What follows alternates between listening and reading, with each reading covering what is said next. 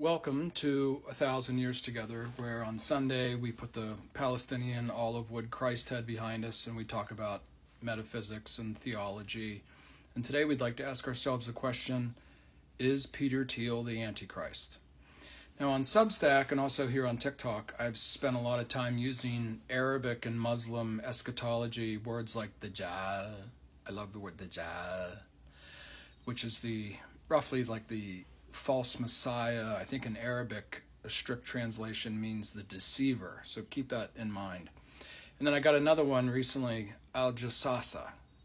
And Dajjal's sidekick, Al-Jassasa, is a spy, is a scout, sort of like a Lone Ranger and Tonto kind of a thing. Peter Thiel is definitely, and Palantir is Al-Jassasa.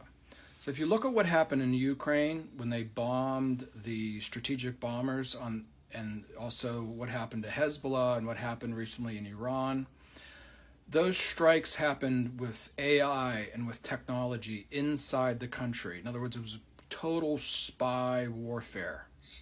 It isn't just like two countries attacking each other, but just so you know, the war on terror with missiles and bombs and B-52s and all that, that's winding down. Trump can't even fucking take it anymore. Last Sunday, he went out and said they have no idea what the fuck they're doing. That was the end of the kinetic, more conventional war on terror. Now we're moving to like the next thing, and that's based on Peter Thiel. So let's have some fun with this.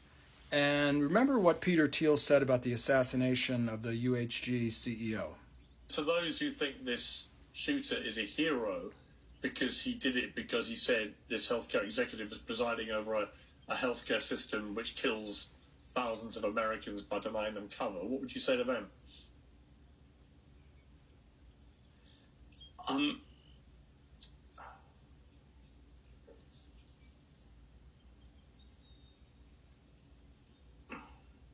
It's I don't know what to say. I still think you should try to make an argument, and I think this is you should, there may be things wrong with our healthcare system, but you have to make an argument, and you have to try to find a way to convince people and change it by that. And this is not going to work. Okay, so there's something wrong with him. He glitches like an AI system, like an AI bot. He sort of glitches out, and the reason is because he's a follower of Leo Strauss.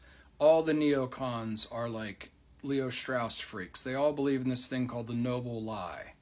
They think that the West is very stagnant, very decadent.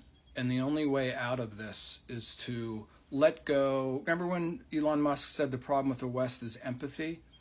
All of these, sometimes I call them the Sith. Sometimes I call them, the soldiers of Dajjal, or I like this new word, Jassasa. They all have this idea that, the other guy you should throw in here is Alex Karp, is that the West is going to solve all of its problems with technology. Technology is now the pseudo-religion of the West. It's not this guy. It's not even Zionism anymore. Like everybody just openly talks about this thing with AIPAC, and Trump can't even stand them, right? Trump can't even stand, and that's why he had to shut the war on terror down. Because what was going to happen? Just a couple more missile exchanges, and Israel would be destroyed. Physically destroyed. The Iranians launched missiles at Qatar, however you say it, warned the U.S. so that they could evacuate, because Iran is totally in control of the Middle East now. They can hit anything whenever they want with something that flies like 8,000 miles an hour. Trump knows that. That's why that part of the war is over. The problem is now, my fellow Americans, is that the war on terror is now totally at home, and it's totally digital. So let's go to some of the goofy things that Peter Thiel said to the New York Times recently. Should the human something specific like climate Let's change, do or that. lots Hold of on. other ones? Hold on. Sorry. You come Productive. up with there's a risk of, I know bioweapons. You have all race survive. Yes. Okay. But Sorry. but you would prefer the human race to endure, right?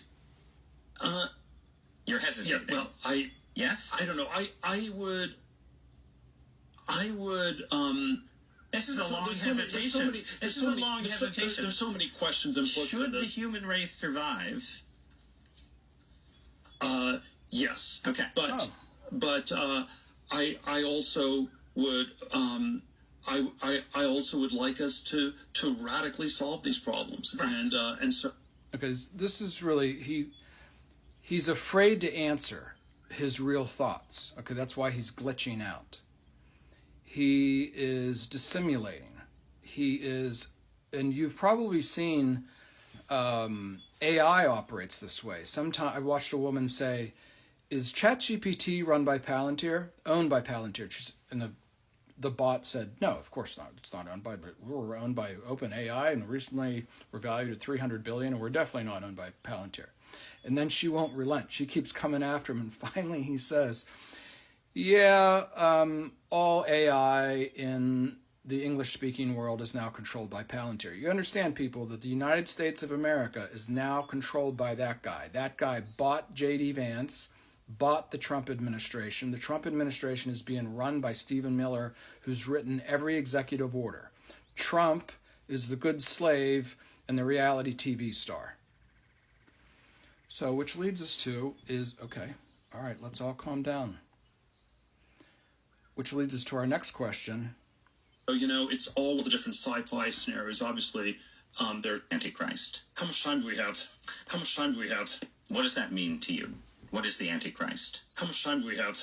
We've got as much time as you have to talk about the Antichrist.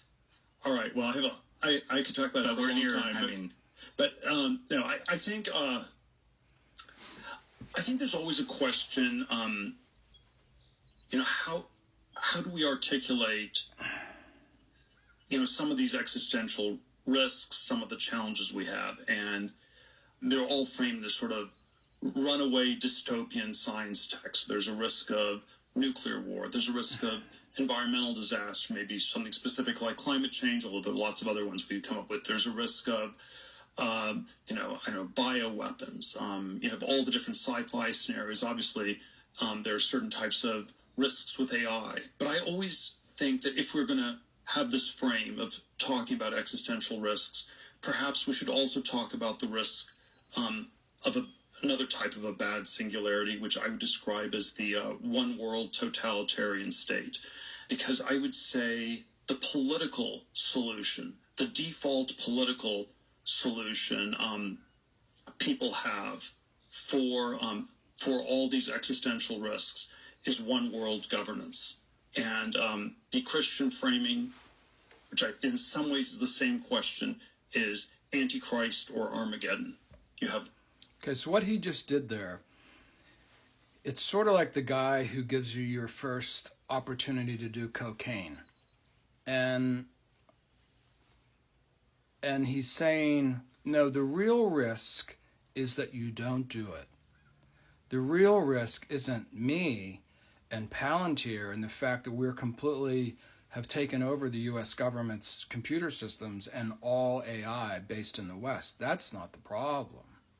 So the problem is that humanity would get together and create some sort of crazy one world government. And this is why the real problem is you're not going to try the drug. This is why humanity is the Antichrist. This is right out of the Bible, people. This is Dajjal. If that isn't the deceiver, I don't know what is. Now, if your daughter brought this guy back from college, you would pull her aside and be like, I don't know what you have to do, but that son of a bitch needs to get in the fucking car and get the fuck out of this house. Right? This guy is running the United States of America. You understand this? Heraclitus said, war is the father of all.